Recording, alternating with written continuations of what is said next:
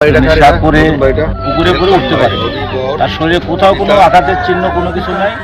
নাটোর সদর উপজেলার তেবাড়িয়া ইউনিয়নের জংলি এলাকার একটি পুকুর থেকে নিখোঁজ এক রিকশা চালকের ভাসমান মরদেহ উদ্ধার করেছে পুলিশ। আজ রোববার সকালে মরদেহটি উদ্ধার করা হয়। চাঞ্চল্যকর এই ঘটনার প্রকৃত কারণ উদ্ঘাটনে মাঠে নেমেছে জেলা পুলিশের একাধিক ইউনিট। নিহত রিকশা চালকের নাম কমল কুমার দাস। তিনি নাটোর সদর উপজেলার লেঙ্গুড়িয়া মধ্যপাড়ার বাসিন্দা ছিলেন। চিন্তা করলাম যে এখন পরিচয় হয়ে গেল, বাড়ির নিকটেই বাড়ি না, এটা আগে তো চেনাও যায়নি, জানিও না।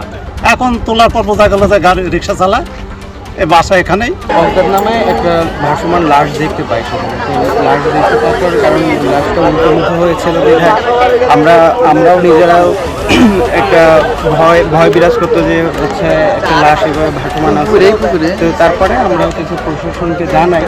পুলিশ ও স্থানীয় সূত্রে জানা গেছে, গতকাল শনিবার রাতে বাড়ি থেকে বের হওয়ার পর থেকেই নিখোঁজ ছিলেন কমল কুমার দাস। পরিবারের সদস্যরা রাতভর সম্ভাব্য সকল স্থানে খোঁজাখুঁজি করেও তার কোনো সন্ধান পাননি। আজ রোববার সকালে জংলি এলাকার একটি পুকুরে মরদেহ ভাসতে দেখে স্থানীয়দের সন্দেহ হয়। পরে তারা নাটোর সদর থানা পুলিশকে খবর দিলে পুলিশ দ্রুত ঘটনাস্থলে পৌঁছে সেটি উদ্ধার করে। স্থানীয় বাসিন্দারা পুকুর থেকে উদ্ধার হওয়া দেহটি নিখোঁজ কমল কুমারের বলে শনাক্ত করেন।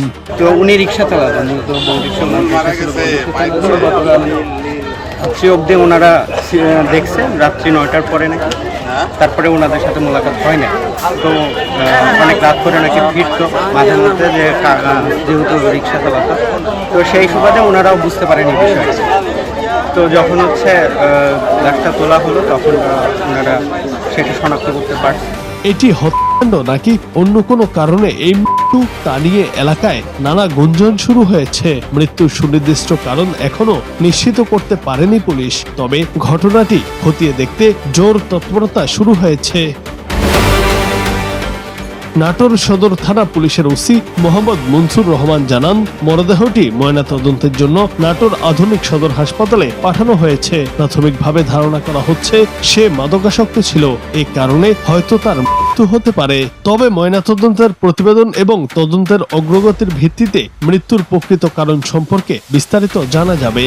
মৃত্যু অমল, তার মেয়েকে অসুস্থতার জন্য হসপিটালে নিয়ে যায়, তারপর তার ফ্যামিলিকে বাড়িতে পাঠিয়ে দেয়। সে রিক্সা চালক এবং সে প্রায় নেশা করতো। আমাদের প্রাথমিক ধারণা, নেশা করে বাড়িতে ঢোকার রাস্তা তো চিপা রাস্তা, বাড়ির পাশেই পুকুর, হয়তো হয়তো সে নেশাগ্রস্ত থাকার পুকুরে করে উঠতে পারে, তার শরীরে কোথাও কোনো আঘাতের চিহ্ন কোনো কিছু নাই। তথাপি আমরা প্রকৃত মৃত্যুর প্রকৃত কারণ নির্ণয়ের জন্য লাশ প্রেরণ করব, পোস্টমর্টম রিপোর্ট প্রাপ্তির পর প্রকৃত ঘটনা উদ্ঘাটন এবং এর পেছনে কোনো অপরাধমূলক চক্র জড়িত আছে কিনা তা জানতে নাটোর জেলা পুলিশের একাধিক ইউনিট ইতিমধ্যে তদন্ত কার্যক্রম শুরু করেছে।